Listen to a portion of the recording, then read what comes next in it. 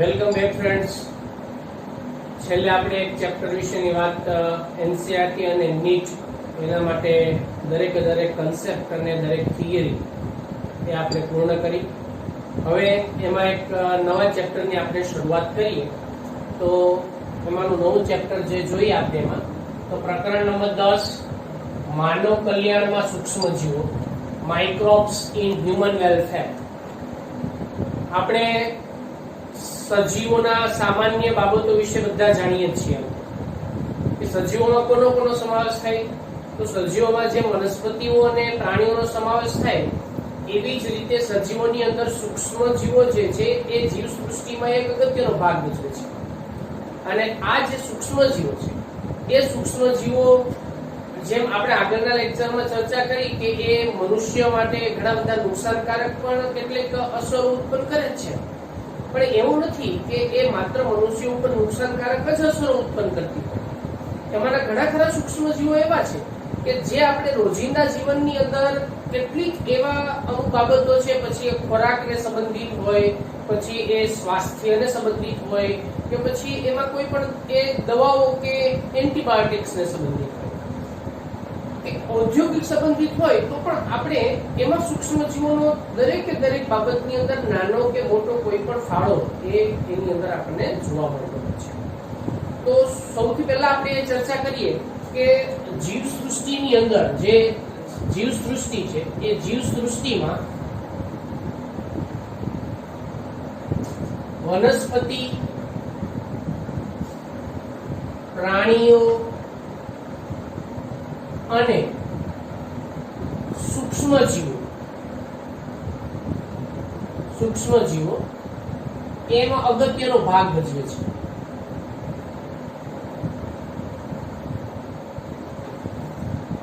અને બીજું એક ખાસ કે સૂક્ષ્મ જીવો જે છે એ સૂક્ષ્મ જીવો જીવ સૃષ્ટિની અંદર એના માટેનો આખો એક જુદો જ વિભાગ જે છે એ કાઢવામાં આવે છે. જેમાં વનસ્પતિ સૃષ્ટિ જેમ પ્રાણી સૃષ્ટિ એમ એની અંદર પ્રાણી અને વનસ્પતિ સૃષ્ટિમાં સૂક્ષ્મ જીવો જે છે એ સૂક્ષ્મ જીવોનો સમાવેશ એમાં કરવામાં આવતો છે. તો સૌથી પહેલા આપણે જાણીએ કે સૂક્ષ્મ જીવ એટલે શું. આપણે શબ્દ સાંભળેલા છે. સૂક્ષ્મ જીવો આપણે કોને કહી શકાય સૂક્ષ્મ જીવો. તો સૂક્ષ્મ જીવોની જો આપણે એક સામાન્ય વ્યાખ્યા જોઈ હોય તો આપણે એવું કહી શકાય ભાઈ જે નરી આંખે અથવા તો માઇક્રોસ્કોપમાં જેને આપણે જોઈ શકાય એવા નાનામાં નાના કદના જે સજીવો છે એ સજીવોને આપણે સૂક્ષ્મ જીવો તરીકે ઓળખીએ છીએ. તો સૂક્ષ્મ જીવો એટલે શું કે જે સજીવોને નરી આંખે અથવા નરી આંખે ન જોઈ શકાય તેવા સજીવોને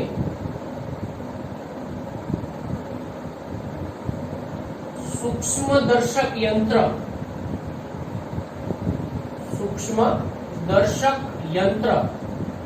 જેને આપણે કહીએ છીએ માઇક્રોસ્કોપ. તો એ સૂક્ષ્મદર્શક યંત્ર એટલે કે માઇક્રોસ્કોપ દ્વારા જોવામાં આવે અને એનો અભ્યાસ કરવામાં આવે તેવા સજીવો જે છે એ સજીવોને શું કહેવામાં આવે છે કે સૂક્ષ્મ જીવો કહે છે. આ સજીવોને આપણે સૂક્ષ્મ જીવો તરીકે ઓળખાય કે જે સજીવો એ કદમાં ખૂબ નાના હોય અને નરી આંખે પણ ન જોઈ શકાય, નરી આંખે ન જોઈ શકાય એવા સૂક્ષ્મ જીવોનો અભ્યાસ જો કરવો હોય તો એના માટે આપણે માઇક્રોસ્કોપ જે છે એની જરૂરિયાત પડતી હોય છે. તો આવા સજીવોને આપણે શું કહીએ છીએ સૂક્ષ્મ જીવો તરીકે ઓળખીએ. હવે આ સૂક્ષ્મ જીવોમાં કોનો સમાવેશ થાય પણ આપણે જોઈ લઈએ. દાખલા તરીકે જો એમાં આપણે વાત કરીએ તો બેક્ટેરિયા, એમાં ફૂગ, વાયરસ, આ ઉપરાંત એની અંદર પ્રાયોન્સ જે છે એ પ્રોટીનમય રચના ધરાવતા એક ચેપી જે સૂક્ષ્મ જીવો છે. પ્રાયોન્સ જે છે એ પ્રોટીનમય રચના ધરાવતા ચેપી સૂક્ષ્મ જીવો છે. પ્રોટીનમય રચના ધરાવતા આ એક ચેપી સૂક્ષ્મજીવ છે.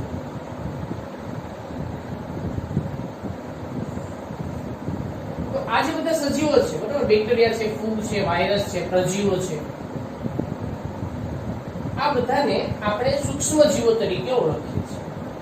એટલે આ બધા સૂક્ષ્મજીવો જે માનવ કલ્યાણ એટલે કે મનુષ્યને કેવી રીતે ઉપયોગમાં આવે છે એના વિશેની આપણે આ ચેપ્ટરની અંદર એમાં ચર્ચાઓ કરીએ. તો એમાં સૌથી પહેલા આપણે વાત એ કરીએ કે સૂક્ષ્મજીવો જે છે એનું રહેઠાણ ક્યાં છે. સૂક્ષ્મજીવો આપણને ક્યાં જોવા મળે છે? તો જ્યારે આપણે સજીવ સૃષ્ટિનો અભ્યાસ કર્યો ત્યારે 11મા ધોરણની અંદર એક વસ્તુ તમે બધા જાણો છો કે સૂક્ષ્મજીવો છે ને એ બધી જ જગ્યાએ જોવા મળે. એટલે આપણે એમ કહીએ કે સૂક્ષ્મજીવો છે યત્ર તત્ર સર્વત્ર બધી જગ્યાએ જોવા મળતા હોય છે. તો એનું રહેઠાણ ક્યાં છે એના વિશેની કેટલીક બાબત આપણે એમાં જોઈએ. તો સૂક્ષ્મજીવો જે જમીન પર, પાણીમાં, ખોરાક પર વગેરે જગ્યાએ જોવા મળે છે. અને આ ઉપરાંત ખોરાક પર, હવામાં પણ આપણને જોવા મળતા હોય છે. હવા વગેરે જગ્યાએ જોવા મળે છે.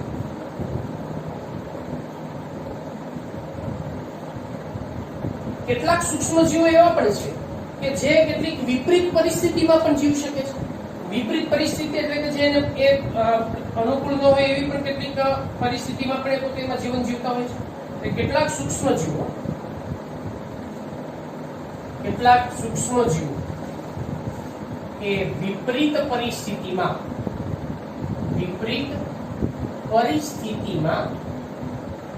પણ જીવે છે.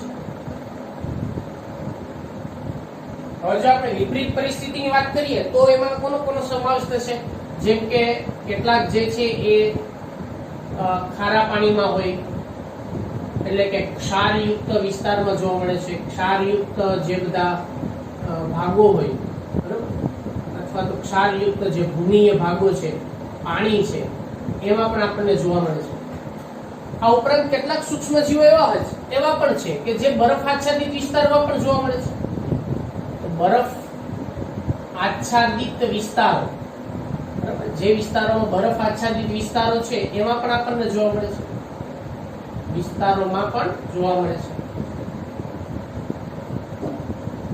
કેટલાક સૂક્ષ્મજીવો એવા પણ છે કે જે આપણને ગરમ પાણીના ઝરાઓમાં પણ જોવા મળે છે. તુલસી છે આપણે જે ગરમ પાણીના ઝરા વિશે આપણે બધા જાણીએ છીએ. તો એ ગરમ પાણીના જે ઝરા છે એ ગરમ પાણીના ઝરામાં પણ જોવા મળે છે.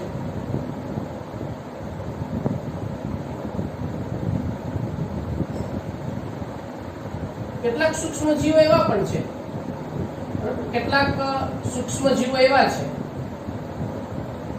કે જે જમીનની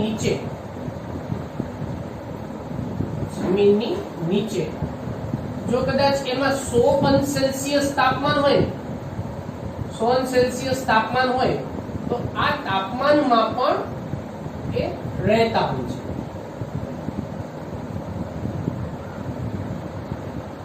તો આ રીતે કેટલાક સૂક્ષ્મજીવો જે છે એ ખારા પાણીમાં હોય, કેટલાક મીઠા પાણીમાં, જમીન ઉપર, ભેજવાળી જગ્યાએ, સડતા પદાર્થો ઉપર, આ બધામાં આપણને જોવા મળતા હોય છે. અને અમુક જે છે એ 100 સેલ્સિયસ તાપમાન જ્યાં હોય એવા પણ વિસ્તારોમાં આપણને જોવા મળતા હોય છે. આ ઉપરાંત આગળ જે ચેપ્ટરમાં વાત કરી કેટલાક સૂક્ષ્મજીવો રોગકારક તરીકે પણ જોવા મળે છે. વનસ્પતિ અથવા તો પ્રાણીઓની અંદર રોગકારક તરીકે પણ એમાં જોવા મળતા હોય છે. તો કેટલાક સૂક્ષ્મજીવો, એમાંના કેટલાક સૂક્ષ્મજીવો જે વનસ્પતિ અને વનસ્પતિમાં અને પ્રાણીઓમાં એ રોગ પણ ઉત્પન્ન કરે છે. રોગકારક તરીકે પણ જોવા મળે છે. એટલે આવી રીતે કેટલાક સૂક્ષ્મજીવો રોગકારક તરીકે પણ, અને એમાંના ઘણા સૂક્ષ્મજીવો એવા પણ છે કે જેને આપણે ઔદ્યોગિક દ્રષ્ટિએ અથવા પ્રયોગશાળામાં એને જે પેટડીસ છે એમાં પોષક માધ્યમ ભરવામાં આવે અને એમાં પણ એનો ઉછેર જે છે કરવામાં આવતો હોય છે. અને કેટલાક સૂક્ષ્મજીવો, એમાંના કેટલાક જે સૂક્ષ્મજીવો એ પ્રયોગશાળામાં પેટ્રી ડીશ જે છે એ પેટ્રી ડીશમાં પોષક માધ્યમમાં એનું સંવર્ધન કરવામાં આવે છે. સંવર્ધન એટલે એનો ઉછેર કરવામાં આવે છે, એનું સંવર્ધન કરવામાં આવે છે. અને ત્યાર પછી આ સૂક્ષ્મજીવો છે એ સૂક્ષ્મજીવોનો ઉપયોગ આપણે ઘણી બધી અલગ અલગ રીતે એની અંદર કરી શકતા હોય છે. તો અલગ અલગ પ્રકારના જે સૂક્ષ્મજીવો છે એ સૂક્ષ્મજીવો આપણને ક્યાં ક્યાં જોવા મળતા હોય છે? સૂક્ષ્મજીવો રોગકારક તરીકે પણ આપણને જોવા મળતા હોય છે. સૂક્ષ્મજીવો એ કયા કયા વિસ્તારોમાં આપણને જોવા મળતા હોય છે? આ બધા વિષયની આપણે ચર્ચા. તો આ જે નાનામાં નાના જે સજીવો છે એ સજીવો મનુષ્ય માટે ખતરારૂપ પણ છે અને મનુષ્ય માટે આશીર્વાદરૂપ પણ છે. તો આગળ જેમ ચર્ચા કરી આપણે કે રોગકારક તરીકે પણ એમાં સૂક્ષ્મજીવો જોવા મળતા હોય છે, પણ બધા સૂક્ષ્મજીવો રોગકારક તરીકે હોય અને નુકસાનકારક જ હોય એવું જરૂરી નથી. એટલે આમ બધા જ સૂક્ષ્મજીવો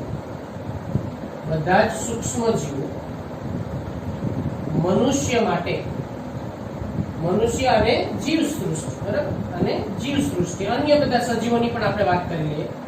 મનુષ્ય અને જીવસૃષ્ટિ માટે નુકસાનકારક જ હોય તે જરૂરી નથી.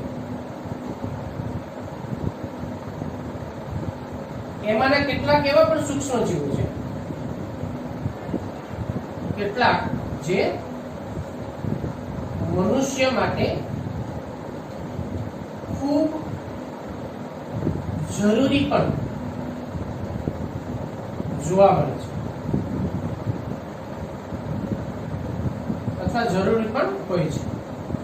એટલે આમ આપણે એમ કહી શકીએ કે સૂક્ષ્મજીવો જે છે એ કઈ બધા જ નુકસાનકારક હોય એવું જરૂરી નથી. એમાંના કેટલાક સૂક્ષ્મજીવો એ મનુષ્ય માટે ફાયદાકારક પણ એમાં જોવા મળતા હોય છે. તો આ જે આપણે વાત કરીએ થોડીક પ્રાથમિક ચર્ચા હતી, જેને આપણે ઇન્ટ્રોડક્શન પોર્શન તરીકે પણ ઓળખી શકાય કે માનવ કલ્યાણમાં સૂક્ષ્મજીવોનો શું ફાળો છે અને એ સૂક્ષ્મજીવો જે કયા કયા પ્રકારના સૂક્ષ્મજીવોનો સમાવેશ થાય એની અંદર, સૂક્ષ્મજીવો એનું રહેઠાણ જે છે ક્યાં હોય અને સૂક્ષ્મજીવો એ આપણને સંવર્ધન પણ કેવી રીતે કરવામાં આવે છે એના વિશે આપણે ચર્ચા કરી છે. હવે બાકી આગળ એવા ટોપિકની વાત કરીએ. ચાલો હવે એમાં આપણે સૂક્ષ્મજીવો માનવ જીવનમાં કેવી કેવી રીતે ઉપયોગમાં આવતા હોય છે એમાં એક પછી એક ટોપિકની આપણે એમાં ચર્ચા કરીએ. તો સૌથી પહેલા એમાં જોઈએ ઘરગથ્થુ ઉત્પાદનમાં સૂક્ષ્મજીવોનો ફાળો શું છે. આમ તો રોજિંદા જીવનમાં આપણે સૂક્ષ્મજીવોનો ઘણો બધો રીતે એમાં ફાળો જોવા મળતો હોય છે, પણ એમાં ઘરગથ્થુ ઉત્પાદન અને આ ઘરગથ્થુ ઉત્પાદન જે છે પછી ખોરાક સંબંધિત બાબતોમાં અહીંયા ખાસ ભાર આપવામાં આવ્યો છે કે ઘરગથ્થુ ઉત્પાદનમાં જે ખોરાક છે એ ખોરાક સંબંધિત બાબતો માટે સૂક્ષ્મજીવો આપણને ક્યાં ક્યાં ઉપયોગમાં આવે છે. તો એના માટેના કેટલાક અહીંયા આપણે મુખ્ય જે મુદ્દાઓ છે એને અહીંયા આપણે ખાલી એક હાઇલાઇટ જોઈ લઈએ પહેલા, પછી આપણે એની વિગતવાર આગળ ચર્ચા કરીએ. તો સૌથી પહેલા તો દહીં અને એના ઉત્પાદનમાં સૂક્ષ્મજીવોનો, દૂધમાંથી દહીં બનાવવામાં જે સૂક્ષ્મજીવો છે, બરાબર, એનો ઉપયોગ જોશું. ઈડલી ઢોસા અને એમાં જે આથવણની પ્રક્રિયા થાય ને આથવણની પ્રક્રિયામાં જે આથો લાવવા માટે, એમાં ખીરું તૈયાર કરવા માટે કેવી રીતે સૂક્ષ્મજીવો ભાગ ભજવે છે. ફળ અને જે ખાટા ફળો છે, શાકભાજી છે, એમાંથી અથાણું કેવી રીતે બનાવવામાં આવે છે, આથવણની પ્રક્રિયા લેક્ટિક એસિડના માધ્યમને વડે, એના વિશે ચર્ચા કરશું.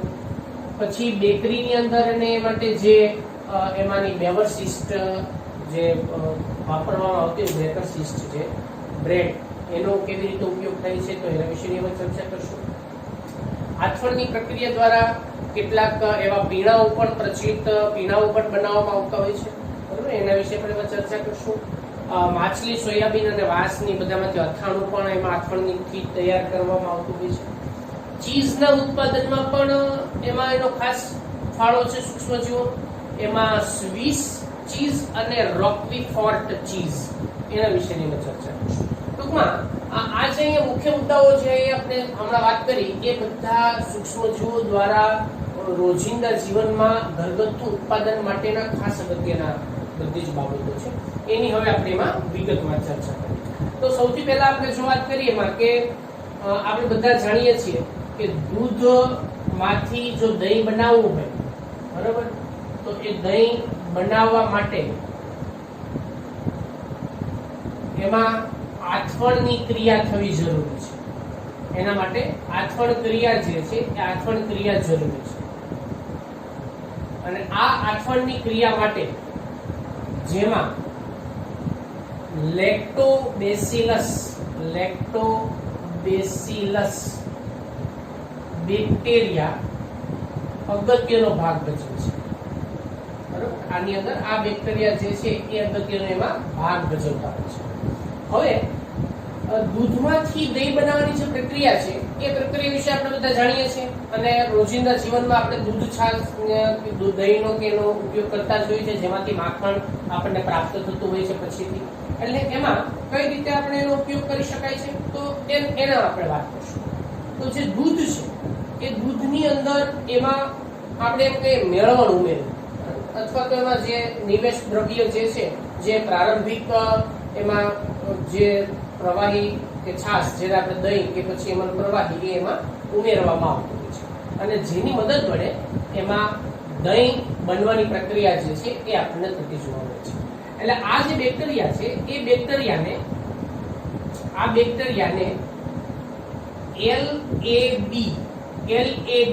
LAB એટલે શું થાય તો કે એને શું કહેવામાં આવે છે? Lactic acid bacteria. એને લેક્ટિક એસિડ બેક્ટેરિયા પણ કહે છે. તો હવે આ આખી પ્રક્રિયા જે છે એ કઈ પ્રકારની જોવા મળે છે તો એના વિશેની આપણે એમાં ચર્ચા કરીએ. તો સૌથી પહેલા જે દહીં અથવા તો એમાં છાશ, બરાબર, દહીં કે છાશ જે છે એ દહીં કે છાશ એને આપણે એમાં ઉમેરવામાં આવે છે. દહીં કે છાશનો એમાં ઉપયોગ કરીએ છીએ, જેને છાશ એમાં નિવેશ દ્રવ્ય અથવા તો એની શરૂઆતનું, જેને આપણે એનું પ્રારંભિક દ્રવ્ય તરીકે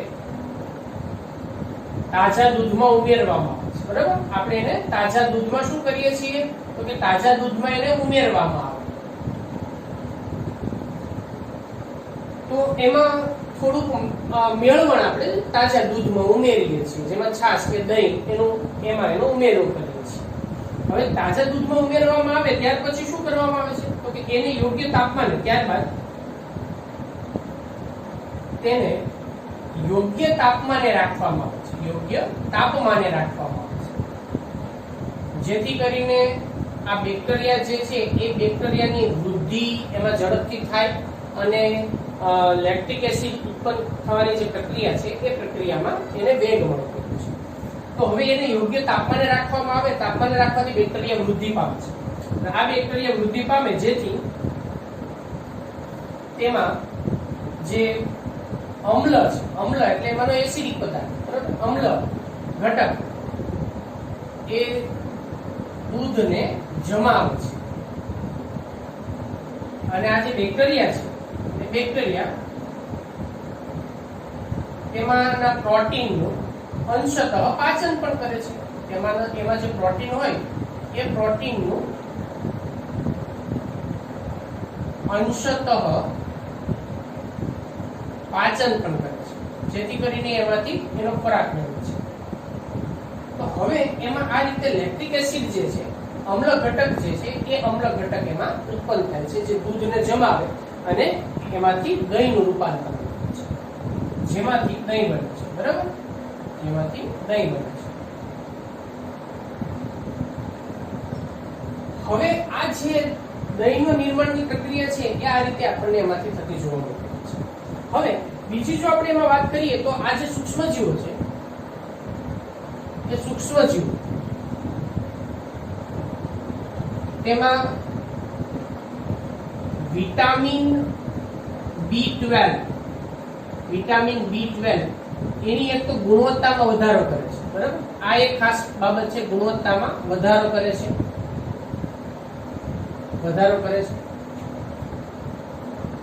એટલે દહીં અને છાશ જે છે એમાં આપણને વિટામિન B12 એ દૂધમાં પણ આપણને પ્રાપ્ત થતું જ રહે છે, પણ દૂધમાં જે વિટામિન B12 છે એની ગુણવત્તામાં વધારો માટે જે લેક્ટોબેસિલસ જે બેક્ટેરિયા છે એ લેક્ટોબેસિલસ બેક્ટેરિયા એમાં ખાસ અગત્યનો ભાગ ભજવતા હોય છે અને જેનો ઉપયોગ કરવામાં આવે તો વિટામિન B12 ની જે ખામી છે એ આપણે દૂર કરી શકાય છે, એટલે એમાં એ વધારો કરે છે.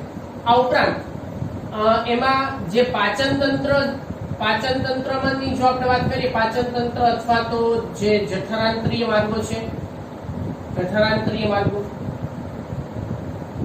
એમાં જે નુકસાન કરતા જે બેક્ટેરિયા છે, બરાબર, જે નુકસાનકારક સૂક્ષ્મજીવ એટલે નુકસાનકારક બેક્ટેરિયા, એ બેક્ટેરિયા સામે પણ પ્રતિકારકતા દર્શાવે છે અથવા બેક્ટેરિયા સામે પણ પ્રતિકારકતા દર્શાવે છે અને રક્ષણ કરે છે.